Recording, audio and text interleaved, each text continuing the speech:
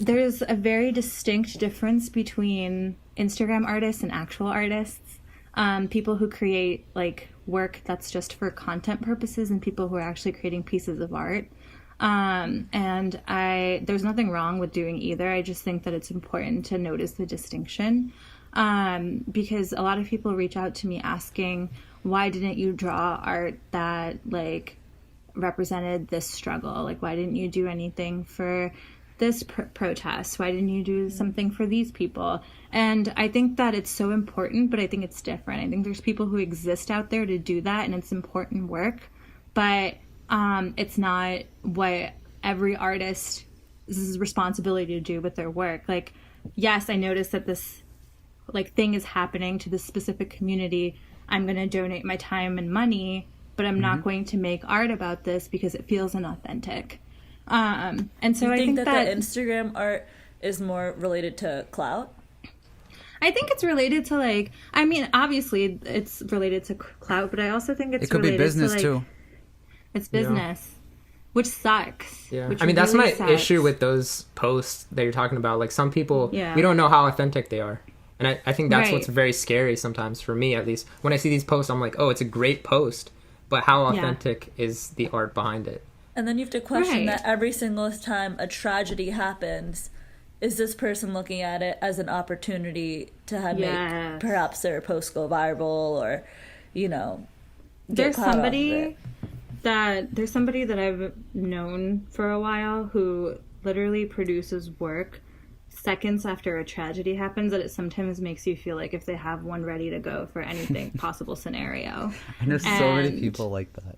It's just so crazy. You know, SHAH-AMEER and I talk about this. He actually like kind of opened my eyes to this, but it's like, when like it's not even about South Asian art. This happens, with artists on Instagram and social media in general now, where someone will die, and then a few seconds later you'll see, like, for example, like Nipsey Hussle dies, okay, and then the next second you see him in heaven with like Kobe and Juice WRLD, and they're like fist bumping each other. Those are my favorite. I hate those. I saw one with like Alex Trebek, who just died, who's from Jeopardy, and then it's like I saw him. that one, and like, RBG what? was in it. Yeah. Ruth Bader Ginsburg. In what scenario would Ruth Bader Ginsburg be meeting Nipsey Hussle in heaven? Like, I don't understand.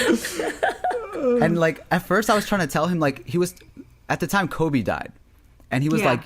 And he was kind of like, yo, like, what's up with this? And I'm like, bro, like, this is Kobe Bryant. And, like, when I guess I'm naive to a lot of it, because whenever I can't make art unless I'm, like, into it in that way. Exactly. There are things that we do with our brand Ronopono, which is, like, we're thinking in ways of business. But then as personally on my page, I'm just like, bro, what are you talking about? Like, this is Kobe Bryant. Like, people feel passionate, this and that. And then when he showed me the heaven stuff, I was like, okay, yeah, like... This is weird. It's so corny and weird. Yeah. It sells, though. Weird. And it gets them the clout, so... Yeah. It sells on the internet. That's one thing that I also wanted to talk about. When you sell shit on the internet, your currency is likes or reshares or saves, right?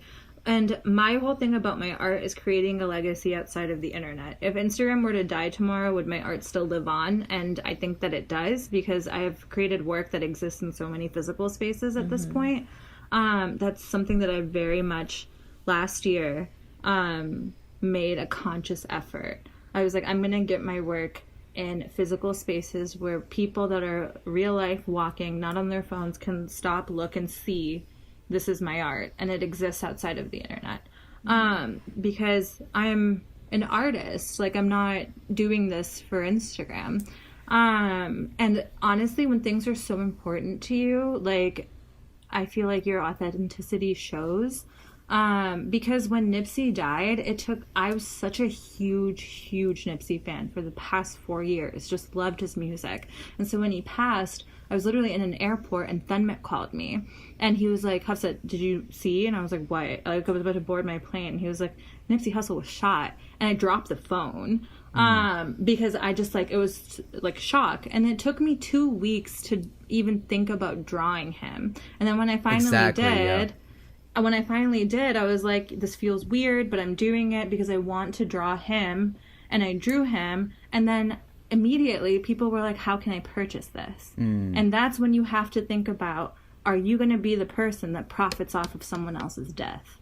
And that's when you had to make that conscious decision that, no, I'm not. I could have made a couple racks from it, but I chose not to, because that's just weird. It's so strange to make money off of someone else dying. I just feel like so many people who do this kind of work on the internet do that, and it's just sad.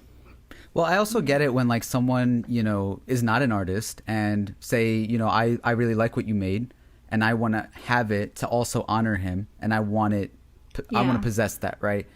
But I guess the difference might be that, like, you know, you would have to pay for it to get made, but not profit off of it. Is that fair? That is fair. I would say that's fair, because I did do that for a couple of friends. I just gave them the file and I was like, you guys can go get this printed.